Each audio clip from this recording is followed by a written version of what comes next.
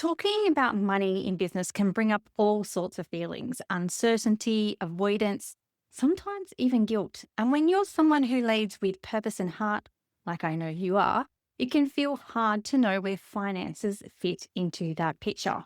Now, in this episode, I'm joined by Annie Love, a holistic business and profit first coach who helps women set up financial systems that are super simple, supportive, and actually make sense. We talk about what Profit First is, why it works so well for service based businesses, and how to start small if it feels just a little bit overwhelming. This conversation isn't about becoming an expert in numbers, it's about creating clarity and ease around how money moves through your business so you can keep showing up for the work you love without the financial dark cloud hanging over your head.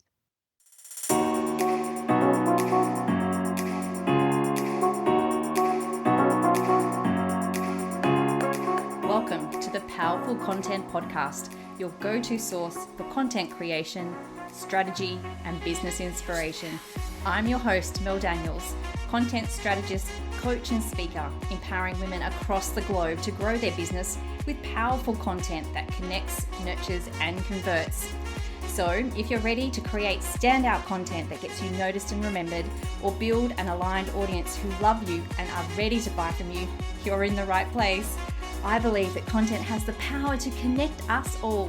It's up to you how you use it. Listen in for genuine and insightful chats with guests, as well as practical tools and strategies from me. It's so lovely to have you here. Let's dive into the show.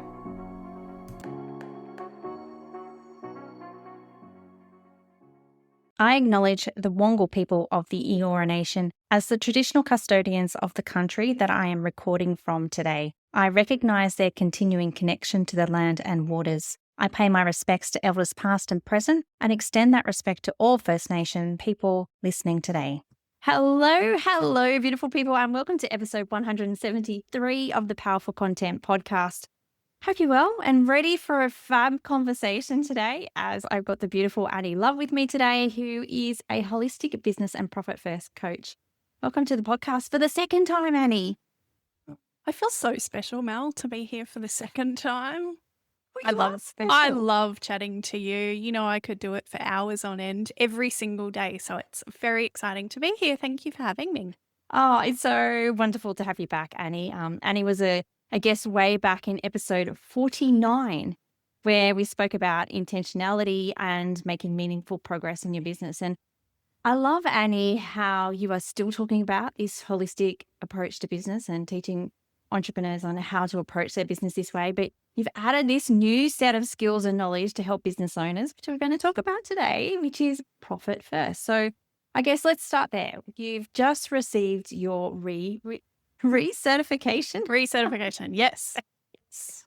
Your recertification. Congratulations on that. Thank you. But I would love for you to talk about what actually led you to discover Profit First and become a Profit First professional. Sure thing. So I guess rewind a little bit. My husband and I started an IT business 20 years ago this year. And, you know, multi-million-dollar business. We've employed 20-something staff these days. It's still going strong. And then about 6-7 years ago when I discovered life coaching and I kind of started doing some more coaching out on my own, we'd had these systems to manage money and do our finances and accounts and bookkeepers. But all of a sudden, when I had my own little business on the side, I was like, I don't really know how to manage this money that I am receiving. And I didn't know how much I needed to pay myself or if I could pay myself and what did that mean when it came to tax and GST and all of those kind of things. So I started, talking to different people and I had a few people mention the book Profit First by Mike Michalowicz. And eventually I read it. And I loved it. And the whole concept seemed really great and simple to me. But again, I didn't quite know exactly how I would implement that in my business. Because it's one thing to read a book, right? And another thing to actually put the systems in place. So I started doing some investigation and I came across a Profit First coach called Amy Bett. And she's not actually, she's gone on to create an empire in a beverage industry actually. Wow. But Amy was a really amazing mentor to me, and so she taught me through her course how to implement Profit First in my business. But she also very graciously allowed me to come and work alongside her with some of her coaching clients and be able to see how she coached them. And she really encouraged me to become a Profit First professional in my own right. So I went on to join the PFP community and become certified. And yeah, I've just done my second Profit First certification. So we have to recertify every year. So, and part of that process is actually making sure that you have implemented Profit First properly in your own business Mm. before you go out to, help implement in other businesses. And I really felt like that was a missing piece in my coaching. And I could see that as a missing piece for people that I was coaching, that, they were doing a great job doing the work that they loved in the world, but didn't feel super confident when it came to managing their money and their cash flow. Mm. That is just such a beautiful journey. And now I hear you talk about it as well. I can hear how it absolutely 100% fits into the work that you were already doing from a holistic perspective. And, I think you touched on something really interesting there, and we'll probably expand on it later in the episode. It was about how we don't feel confident to actually implement the financial side of our business. We might be happy to create the content, or we might be happy to do the doing or the coaching or the whatever it is that we actually do in our business. But doing the finances, I think that sometimes people do stick their head in the sand a little bit with that. But I just want to know, what is it about Profit First that you love, Annie? Well, I love me a system. So that's probably a start, but also just the simplicity of it. I mean, I'm not a bookkeeper and I'm not an accountant, and I don't claim to be. I come at this from a human point of view. Mm. Um, and I just love that it's so simple. So in accounting principles, the generally accepted accounting principle is that sales minus expenses equals profit. So we get the revenue, we get the sales, we spend the money that we need to run the business in our expenses, and then what's left over is a profit. And spoiler alert, just like just like mums often don't have any leftover time unless they build it into their timetables, same goes with money, right? So when we have a bank account that money is coming in and out of, if we see that there is money available, we often spend it. And therefore, there's very little, usually, if any, profit left over at end of the day or end of the accounting period. So I love it because it basically bakes in profit into your business and makes it a profitable, sustainable business from the outset. So we're flipping it, is what you're saying. Totally. Yeah. So instead of thinking about what we have left over as profit, we are now thinking about what profit we want and then how we spend the rest. Is that it in a nutshell? Totally. So we're saying, right, this is what we want as profit, and this is how much we have to spend on the business. That's what we're going to allocate to our spending. Mm.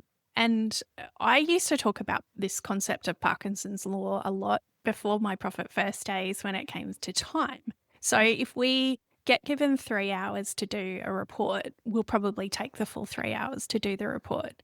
But if we go, okay, we need to get that report done in a half an hour, it'll probably only take us a half an hour because we expand to fill the time or the container that we have. And the same goes for money. Like if you see that there's money sitting there, it's quite likely that we'll go, oh yeah, we can afford that because that money's sitting there. Mm. Yeah. So with Profit First, rather than having one bank account that sits there with a pot of money in it and comes and goes, we start with 5 buckets of money essentially, or 5 bank accounts, so that we can see exactly what we're putting aside for tax, for our own pay, for expenses, and for profit.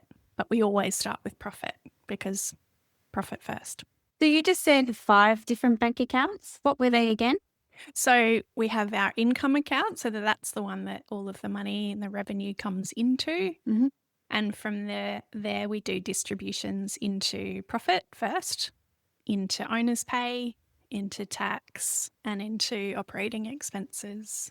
So what we're actually doing with this system, Annie, is setting up a way to collect all of the money and then a way to disperse all the money. Correct. I look at that, and some of my listeners might be listening to this for the first time and hearing about Profit First for the first time. I don't know a great deal about Profit First. I know the principles. But when you talk about having 5 different accounts, that might seem a little bit overwhelming to people. How do you find people embrace the idea of having different accounts for different reasons? Look, I totally had that same response when I first heard about it. I was like, I'm sure I could work out a way of doing it without having 5 bank accounts. That seemed like a lot. But honestly, I think most people, when they have started using it and can see, so I guess to take another step back, most of us as business owners work on what we call bank balance accounting. So very few people will actually scour their profit and loss statements and their balance sheets that they might have in an accounting system like Xero, or that their bookkeeper might send to them. They might look at it and go, that's nice, but not actually understand what it means or what to do with it. Mm. But pretty regularly, we'll log on to our banking app and go, oh, I've got money sitting there, therefore I can use that money. So essentially, what we're doing is going, well, we use that bank balance accounting system anyway, but it means that we can look and very clearly see I have money sitting in there ready for my tax. I've got money sitting in there that I can spend on operating expenses. I've got money there to pay myself, and I've got money as profit. And so I definitely understand the resistance. But I mean, these days, mostly we can open bank accounts online Mm. and it's not super hard. Most of our accounting systems, when it comes to reconciliations, use some form of AI that allows it to follow like rules. So when it sees that you're doing Okay. transfers into particular bank accounts, it kind of sets it up automatically, and then you just press OK to reconcile. So it doesn't actually build a lot of extra work into the process. Yeah, I didn't think about that. And that is so true. There is lots of rules that you can implement in your accounting system. Now, with Profit First, is there an accounting system that you would recommend over others? Whoa, that's a controversial question, Mel. Oh, is it? Okay, great. I love controversy. Um, Look, not really. I think these days most of them are great. Mm. I personally use Zero and I love it. I used to use MyOb when we had our IT business. When we first started, we used MyOb. I hear that it's much better these days because it's all in the cloud. QuickBooks is also a goodie. Yeah, so I'm personal fan of Zero, but I think they're all pretty good. Okay, well, that's good to know. Now, earlier in the episode, Annie, we touched on confidence and having the confidence to implement these systems, having the confidence to know exactly what we're doing with it. I think that a lot of probably women in general tend to think that they're not good with numbers. Maths is a boys' thing, all those things that we've been taught from an early age. But what are some of the common, I guess, mistakes you see when it comes to implementing financial systems or profit first in service-based businesses in particular? Probably number one is avoidance, is head in Mhm. sand. Yeah. So, and I get that. I mean, as humans, we're meaning making machines, right? It's like you go and stand on the scales in the morning and look at the number and go, oh, I don't feel good about that, or I wish I was bigger or smaller or what have you. But if the fact is, it's just a number, and it's the same with our finances. It's data. And what data does is help us make better decisions in our Mm. businesses. So when we are aware of the data, then we can use that in powerful ways to make decisions about the business. Mm. So yeah, I mean, I think probably big one is avoidance. But when we have that information and it stops being an I don't know. I have this visual, Mel, of sometimes with people with money is like this dark storm cloud that's just Mm. kind of hanging around, and it's like sucking the energy out of the other things that they do. When really, if we just kind of made it neutral, made it data, and just used it to make decisions, then it actually makes other things in our lives a lot easier. So I love that piece of advice. And I love the visual of the dark cloud as well, zapping your energy because, like you said, like when we take the negativity mm, of it away from it, then it becomes, like you said, just a thing. It's just a thing that we do. And it's just a thing that helps us run our business, grows our business, and gives us what we want in our lives via the amount of money that we make. So I think that that's a really lovely way of looking at it. Are there any other mistakes that you see besides avoidance? look, I hate I don't like to call them mistakes. I think they're probably just I think we do the best we can with what we know, right? But I think awareness is really important to start with. Probably the other thing I see is that, big-hearted women in service-based businesses, especially, they're out there doing what they love, but Mm. they don't necessarily want to charge well for what they're doing Right. because they are in service to their clients. Mm. And I think that's really normal, but also we need to be paid well for the work that we do in the world.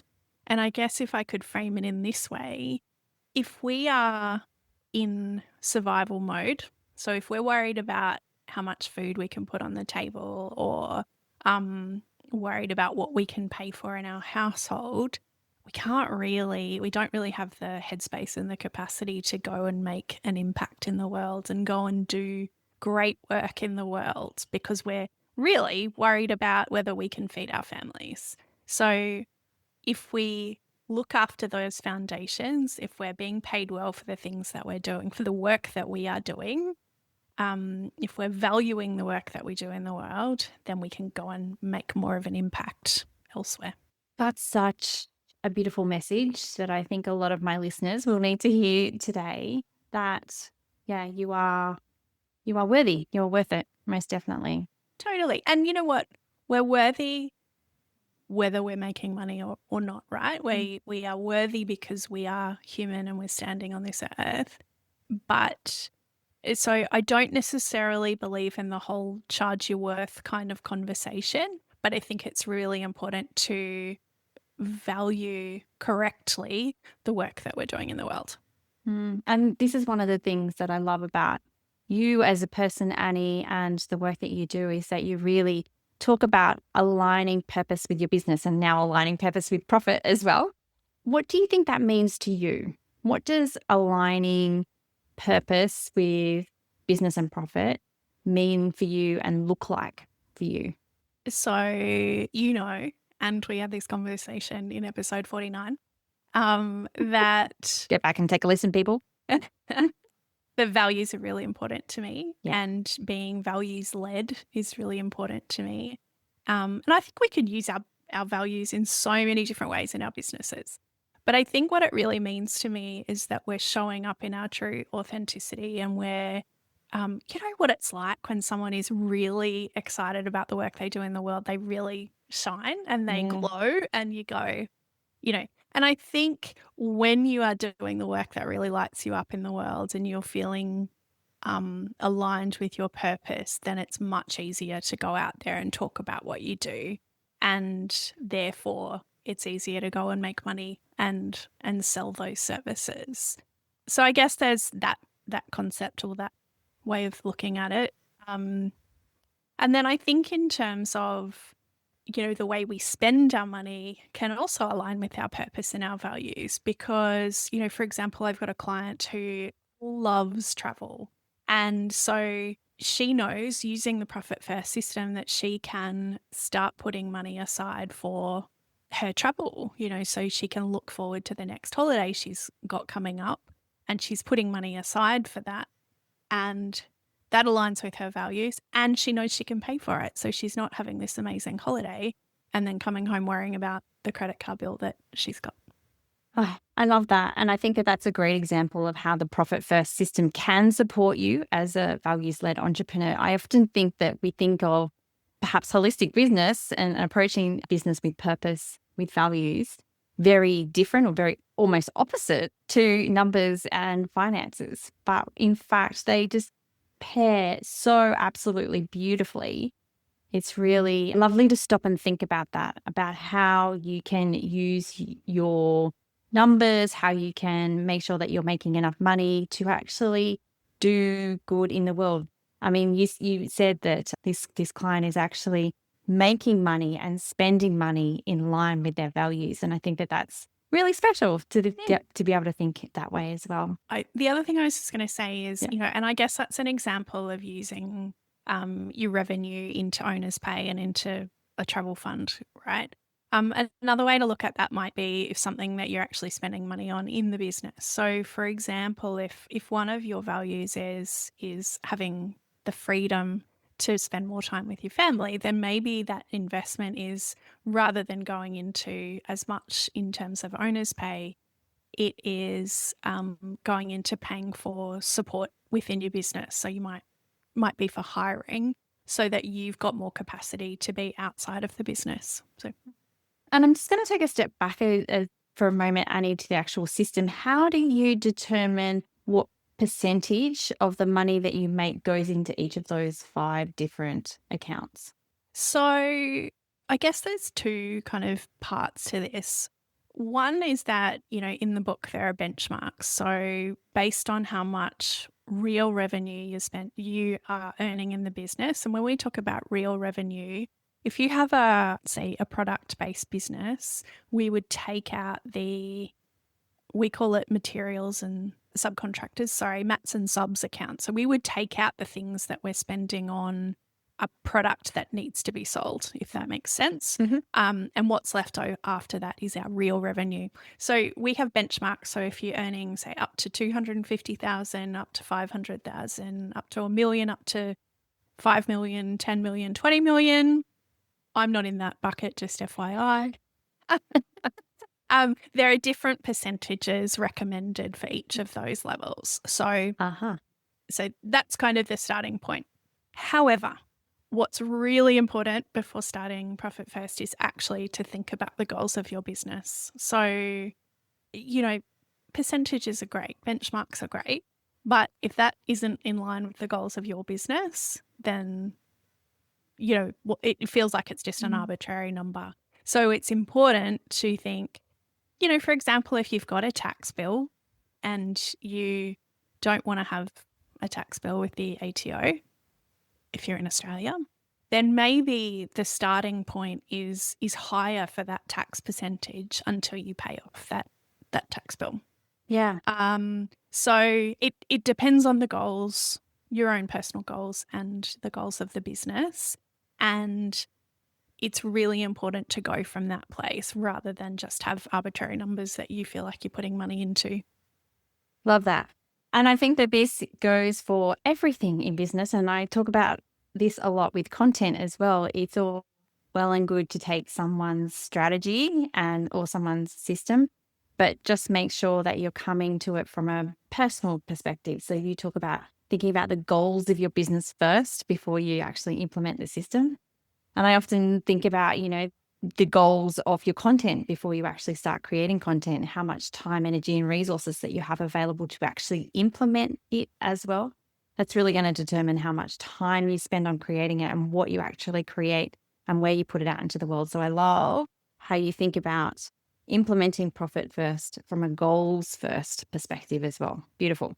So if someone's listening, Annie, and they're thinking, oh, yeah, profit first sounds good, but still feeling a little bit overwhelmed with their finances or thinking about numbers or creating the accounts, what's one simple step that they can take to start to feel like they're taking more control of their numbers? Probably just as a really basic starting point. If they already have or are able to just create one bank account, I would put on a regular basis, so perhaps weekly, having a money date with yourself, I would transfer 1% of whatever's in your income or your revenue in your bank account that day and put it into that savings account as a profit and just watch that money build up over time. That's where I would start. That is such a super simple step. It really is. And that is starting the profit first system, Yeah. really, isn't it? Yeah. I mean, we often say in the profit first community that it's actually not about numbers, it's about habits. So Uh, if you can start the habit, I mean, you're probably not going to miss 1% of whatever's coming into your business. mm, And so if you can start putting that money away and you can see it build up and you can and feel that momentum and the good vibes that come from that, then that's a really great place to start. excellent. I love that advice. Before we finish up today, I just want to mention the free resource that you have available because I think that it will really help people not understand the profit first system. I mean, they can go and read the book if they want to do that, but how what we think about money, how we approach our business from that purpose and values led perspective, how that can really impact what we do. So you just want to talk about the free resource that you have available. I absolutely can do that. So I have a 5-page PDF guide that really just gives kind of basic overview of Profit First, but just gives you some ideas for how you can start with looking at your financial systems and, for example, having a money date, having that ritual time where you get to think about your relationship with your money in a positive way.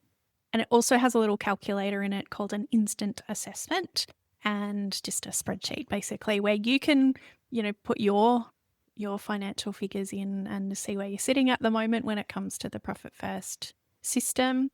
I have this admission that I got to a certain point in the Profit First book the first time I read it where it says, go away and do your instant assessment. And I was like, huh, right, sure, no problem. And then I never got any further. And I speak to so many people who do the same. So if you got to a point in Profit First and you didn't know how to go and do your instant assessment, so there's a little calculator in this guide. I've also got a little video that can walk you through how to put your numbers in and then go from there. So, what we love about Profit First is that awareness of where you're at, but also kind of working out where you want to be and then reverse engineering. And that helps you work out, what you need to transfer into each of those accounts. Yep. Reverse engineering. Love that. Annie, I love to round out my episodes with an opportunity for reflection. I know that you're all about this as well. Mm-hmm. Do you have some questions that my listeners could possibly explore to help them embrace finances, make cash flow easier, or think about profit first from a different perspective? Sure. Well, I'm actually going to start even on a more foundational level with that. Great. And Please. I would say, if you can sit with a journal, take some time out, have some quiet time, I would love you to think, how are you currently feeling about your business finances? And maybe write that down. And then I would have a think about, when you are thinking about business finances, where do you feel that in your body?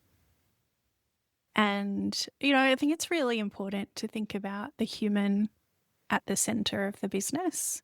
And if we're feeling that emotional charge or that really worked up about our business finances, then maybe it's not about loving them. It's not about getting excited every time you open your accounting system. Maybe it's just about working towards being at a place of neutrality Mm, when it comes to your business finances. It's about getting to a place where it's like, okay, this is just a job that I need to get done. And I'm going to have a look at those business finances and I'm going to then do the next thing on my list for the day. So I'd really love you to think about where are you feeling it in your body when you think about your business finances. And then I would love you to think, if you had a magic wand, what would your ideal revenue be? And what would you do with that money? And You could write a list of all of the things that you would spend that money on if you were achieving your ideal level of revenue. And then I think, next step, not included in my 3 questions is then, where do you need to call in support to set up some of those systems so that you can be achieving that ideal level of revenue? Oh my goodness, such beautiful questions there. So it's that, how do you feel about your finances? And then when you think about it, where do you feel it in your body? That is a beautiful question to reflect on. And the magic wand, what would your ideal revenue be? Which might be tricky for some people, but I think that it's a good question to actually ask yourself because it will look different for absolutely everybody. Thank you so much for sharing those, Annie. I really appreciate it. Okay, let's move on to you. I know that there are things happening in your life at the moment, lots of things. There's always things happening in our lives, but what are you excited for in the next few months? I know you've got something coming up. I am very excited that I'm going to launch into the world a 4-week accelerator to help people implement Profit First in their business, like a guided tour to Profit First. I think it's one of those things that, like I said before, it's one thing to read a book and another thing to actually get things started. And I don't know about you, but I just really need some accountability to actually Mm. take those steps. So, yeah, so I'm thinking small group, intimate container where we can chat about all things money and look at money mindset and just feel a bit more calm about our business finances and having that more consistent revenue come through the door. Yeah, and that's such a important feeling, I think, to feel the calm, to go with the consistency, because often when we think about finances and making money, it does kind of make us feel a bit sick or feel a bit worried or, yeah, feel unsure. So I think that that will be such a beautiful container and to have the support and the accountability as well to implement it, to get past that first step of using the calculator and, really having someone guide you through the profit first, I think is such a valuable thing. So if you're interested in learning more about this, then head on down to the show notes where you will find not only the guide that Annie was talking about, which includes the mindset questions as well as the calculator, but also her upcoming group container as well. Thank you so much, Annie, as always, for your generosity and for sharing your wisdom in such a beautiful way with us today. It's been an absolute joy to have you on the podcast again. Always a pleasure to chat to you. Thanks, Mel.